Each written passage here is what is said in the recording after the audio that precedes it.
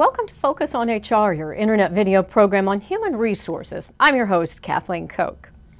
Coming up later in the show, we'll learn about a new way to network before you even get to this year's annual conference in Atlanta.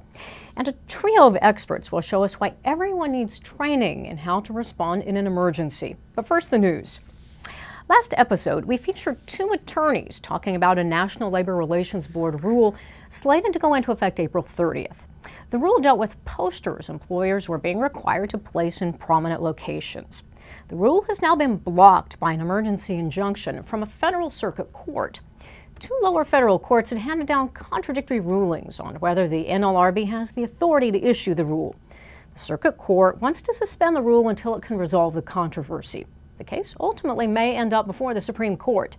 For now, however, employers don't need to worry about the poster rule.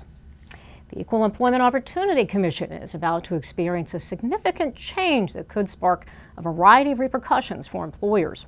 Stuart Ishimaru, who has served as a commissioner at the EEOC since 2003, longer than any other active commissioner, will resign at the end of April, ending his term 2 months early.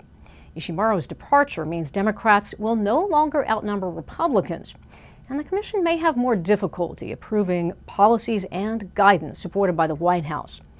As a result, sources say the agency may try to accelerate the release of highly anticipated guidance relating to employers' use of credit history and criminal history data in background checks.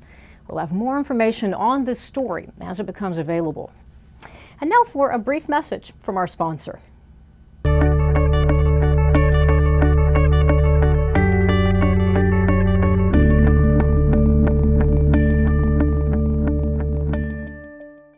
Welcome back. If your hiring managers are ink-free, your organization may be more likely to miss out on talented tattooed job applicants. People without tattoos are more likely to see inked individuals as being less attractive, intelligent, and healthy, according to a recent Harris poll. And that could lead to hiring and promoting candidates who are devoid of body art but less capable. By contrast, those with tattoos say that the little ink on their arms makes them feel sexy, attractive, healthy, and intelligent, among other things. What's the solution?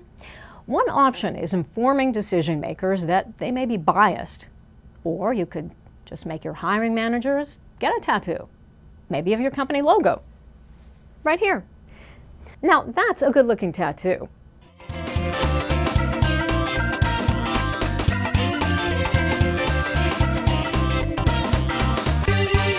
For HR professionals planning to attend this year's annual conference, there is a new way to network, interact with other attendees, get restaurant tips, and more, all before the show even starts.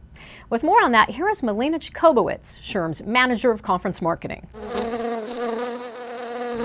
The Buzz site is a social engagement site that we've created for our attendees and our potential attendees to go on and interact with each other, to engage with SHRM staff members, with our exhibitors, our speakers, our volunteers, so they can ask each other questions, get advice from what sessions should I attend on Tuesday morning to what kind of shoes should I pack for the second largest convention center in the world. I think it's a really unique opportunity for our members to network with each other, to get information that they might not otherwise get, but they feel like they need before they go to Atlanta. There are people there now asking for dinner suggestions, or what do I do if I come late on Saturday? What can I expect from registration? I actually think those question sharing opportunities are one of the coolest things, because I think it will make people feel comfortable and help make them, make the best of their experience in Atlanta. I think the coolest feature of the Buzz site right now is the Malcolm Gladwell topic request. So we had spoken to Malcolm Gladwell's team a few weeks ago to sort of figure out what we would have him presenting on Monday while he was in Atlanta. And his team actually said that he was open to any suggestions that we may offer. So we decided to go out to the members and ask them what they wanted to hear. And so we've put it on the Buzz site, and members, non-members alike, will have the opportunity to log on and tell us what they would like to hear from Malcolm Gladwell. For a link to the Buzz site, visit us online at www.shrm.org/focusonhr. As for the conference itself, here is a brief message to show you what all the buzz is about.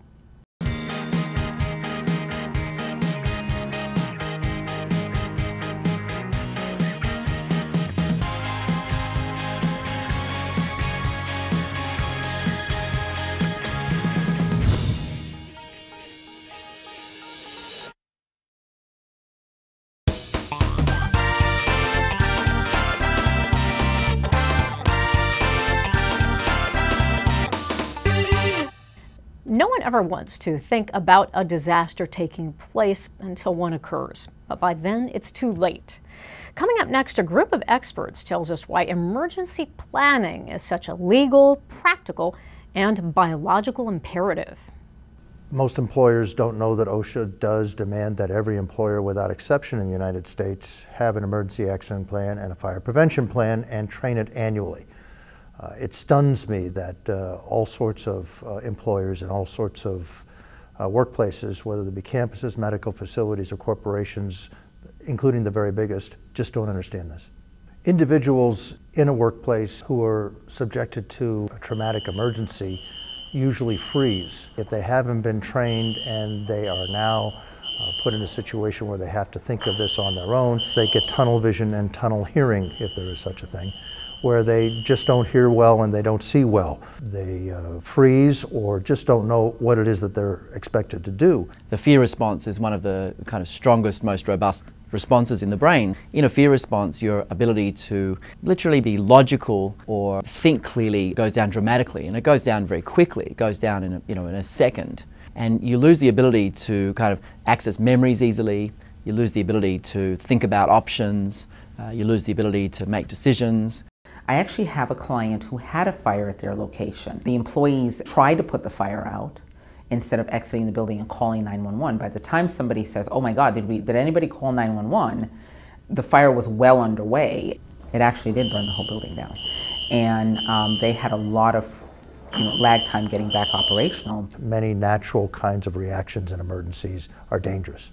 If employees are trained, then when the time comes, they are not going to panic, they are not going to freeze, they're not going to break down, they're going to know what to do.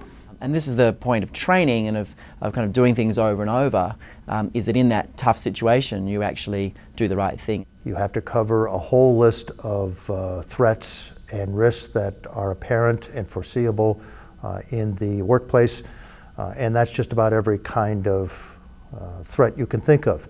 We also have to take care of visitors.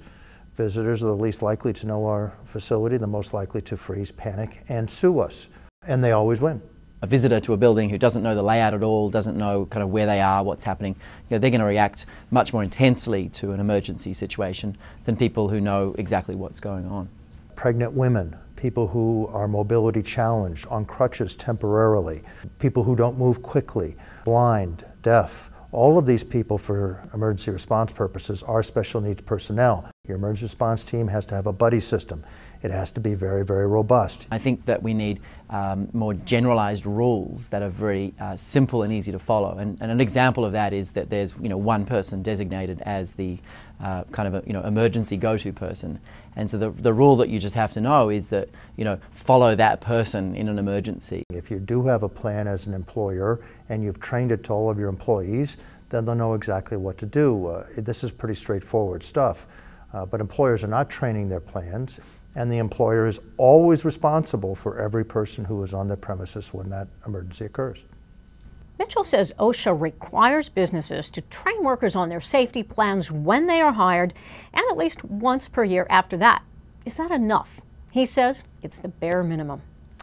And that brings our latest episode to a close. I'm Kathleen Koch. Thanks for joining us.